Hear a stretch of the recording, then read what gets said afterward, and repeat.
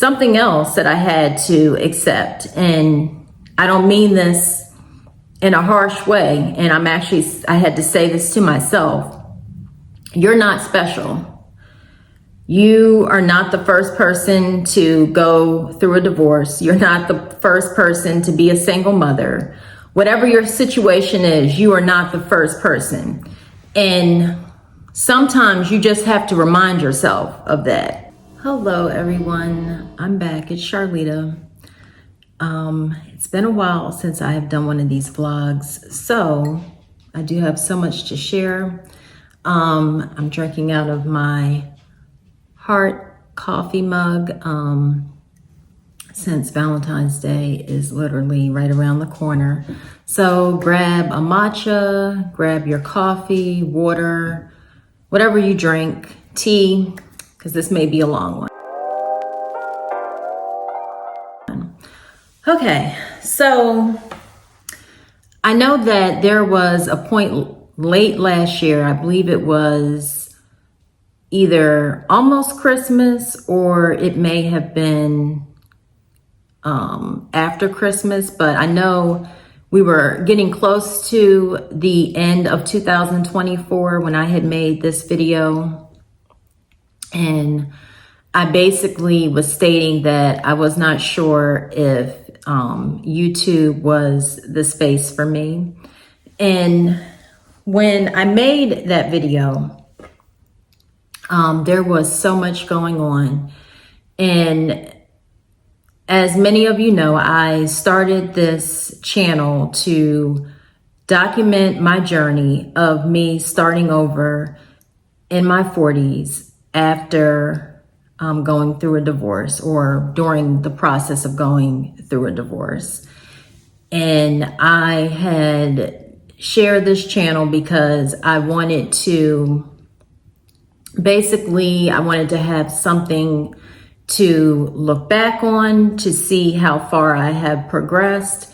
And then also I wanted to help others as well that were also starting over, not necessarily, maybe after a divorce, but just starting over. I wanted to, I guess, be an inspiration, or just, share that journey. So anyway, when I made that video that I was not sure if YouTube was the space for me, there was just a lot going on, and I was just reflecting, and I think it kind of made me start to reflect because someone on one of my videos, they had commented, and when I'm saying this, I'm not by any means saying that this comment bothered me, but I understood where the person was coming from. They had made a comment like, is there anything that makes you happy, or what makes you happy? Something to that effect. And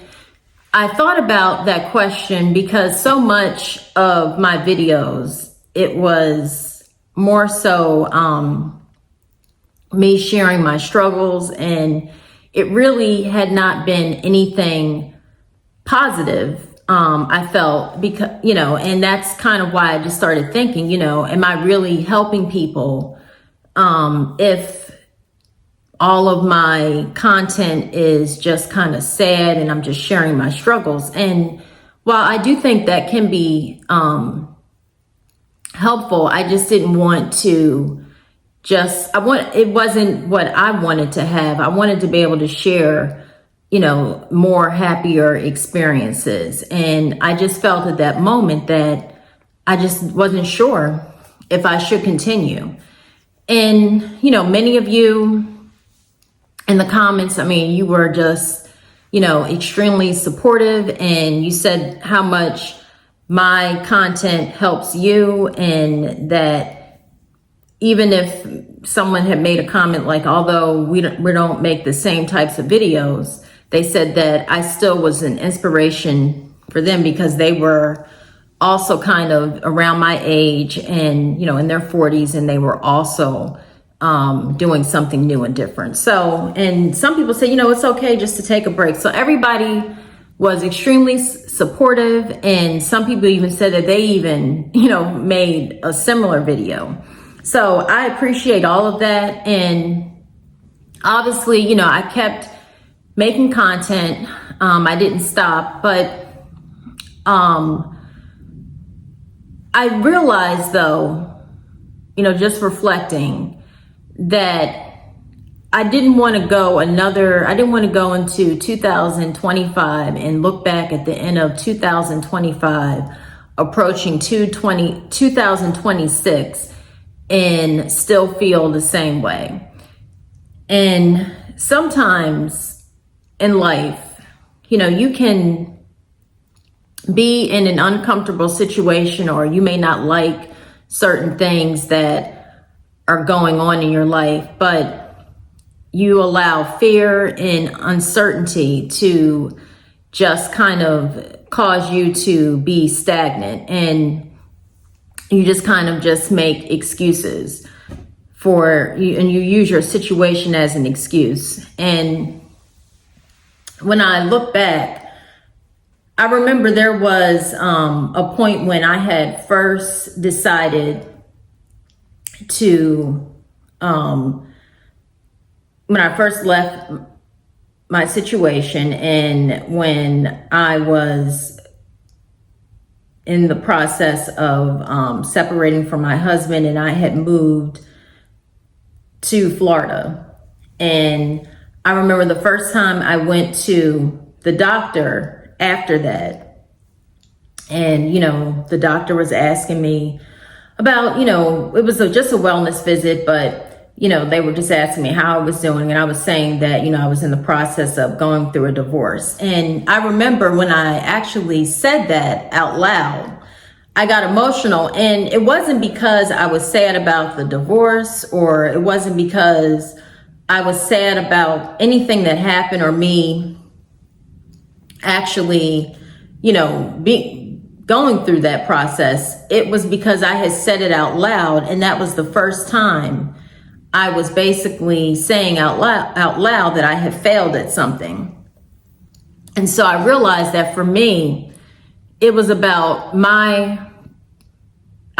me thinking about how other people would perceive me by saying that I am going through a divorce, and that, now I'm a single mother. And it's just like all the negative thoughts and everything negative that is associated with a woman being a single mother, and, being a divorced single mother, just all of those things. Because, you do hear people saying negative things about single mothers and everything. And that was the first time I had said publicly out loud that I had failed. And, but one of the things that came out of that experience, and that's why I had got emotional, wasn't because I was sad about it, but I was just publicly admitting, okay, I'm a failure. And I actually heard myself saying that out loud. But one of the things that happened after facing that reality is everyone was just so supportive. The doctor was extremely supportive, the nurse. And when I was doing my blood work, the nurse, when she was drawing my blood, she was just like, a lot of women go through this. And she was just like, you're going to be okay. And I think that that's one of the things that you have to realize about your situation, is that no matter what, you are going to be okay. And sometimes you just have to tell yourself that. You just have to just realize that. And something else that I had to accept, and I don't mean this in a harsh way, and I had to say this to myself. You're not special. You are not the first person to go through a divorce. You're not the first person to be a single mother. Whatever your situation is, you are not the first person. And sometimes you just have to remind yourself of that. And change, it is difficult. And sometimes, even if we leave the worst situations, because we have some measure of comfort, or we can create, humans have the ability to create to be in horrible situations, but to still find a level of comfort because it's familiar. And so any change, even when you leave a bad situation and you walk into a new situation, you experience a level of discomfort. And so sometimes you just want to just be comfortable again. And I had to honestly just learn to just be comfortable with being uncomfortable, and to just not allow my situation to cause me to create excuses for why I couldn't do certain things. Because a lot of times I would say, oh, I can't do this because, I'm divorced, and then I won't, I'm going to come up to this place or this event, and I'm not going to have, a significant other with me, and, or I'm going to go to this event and then I'll just be there, just a single mother with my kids. And, all of that is just thoughts. Number one, these are just thoughts. And I think that's the other thing. I think it's a book. I think it's called The Happiness Trap. I think that's what it's called. And I read a lot of books, but I think it's that book. And it basically mentions that you have to look at negative thoughts, and you have to realize, you can't really control them or stop them because they just pop up. But you have to just realize they're just thoughts, and that's all they are. Just because you think something doesn't make it true.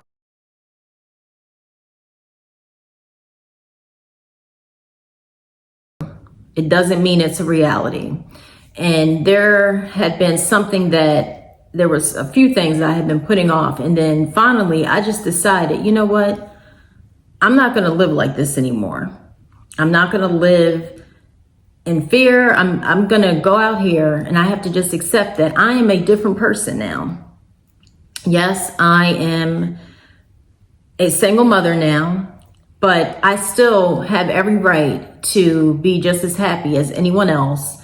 And I have every right to do things that I enjoy despite my circumstance. And I'm not going to use that as an excuse for not living my life, period. So, yes, I, decided that I'm just going to just do the things that I want to do. And honestly, the more and more I do things that I enjoy doing, and I don't allow the fear or the thoughts to overtake me or stop me from doing something, honestly, it just gets easier and easier. And as far as like happiness, I just realized that it's not about really chasing happiness, but it's about you having boundaries as a person. And that's another thing. Like, I have always been a person where I wanted to be perceived as agreeable, and sometimes I would allow another person to do something to me, or I would be in a situation that I really didn't want to be in, but I wanted to be agreeable, and at the same time, I didn't want to speak up and say anything because I didn't want to come off as not being agreeable. And I also too, I just thought, well, maybe the person doesn't realize that's what they're doing. Or I would just kind of like make excuses for why a person did something. And in the process of doing that, my happiness is suffering. And the person, they may not even have any idea what they're doing. And I'm not saying anything. I'm not speaking up. I'm not setting any boundaries, but I'm suffering silently. Well, I don't do that anymore.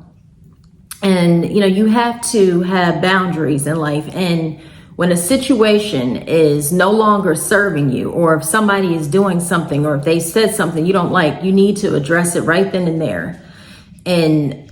Or if you have to walk away from that situation, but you have to have boundaries. Before, anybody could just come into my life, but now I am very selective, and it's about me having boundaries allows me to have peace in my life. So that's one of the other things that I have learned and I am learning, and has just really just made a huge difference.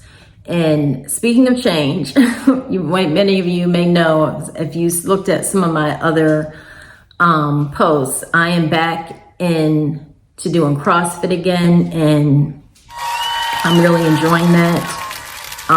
That was one of the things that I had did a little over a year ago. I had did CrossFit, and yeah, I'm back into doing that. It's not that I don't like working out at home, but it's just something about just being in the gym and doing the group classes that I just really enjoy doing. And I know that it is an expense, but I look at that as an investment because it's something that brings me joy.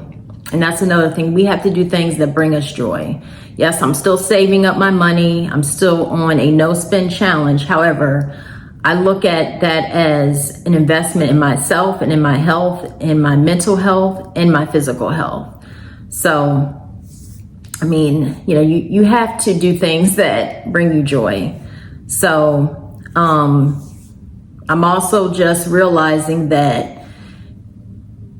life it's a journey. Everything is a journey. It's not a race.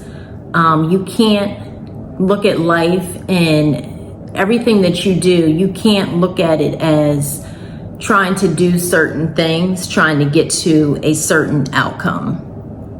You have to just do things that you enjoy doing and not be so focused on on this particular outcome. Just do what you truly enjoy. For example, like if you want to start a fitness journey, do it because it's something that you want to do for yourself, not because you are trying to trying to attract a certain person or whatever, or, just do it because you actually want to do it. Do it because you value your health. So yeah, I think that's I'm looking just to make sure I covered everything, but I think that's pretty much all the updates that I have. But yes, I am in a much better space now. I am just out here just trying to survive like everybody else, So yeah, I just wanted to share that with you guys. And I hope that all of you are doing well. I know that many of you had shared with me that you were also on no spend challenges this year. And some of you had also said that you opened up a high yield savings account. So that's great. But I'm gonna go. I don't want this video to be too long, but I think I covered everything that I wanted to cover. And I will see you guys in the next video. Take care.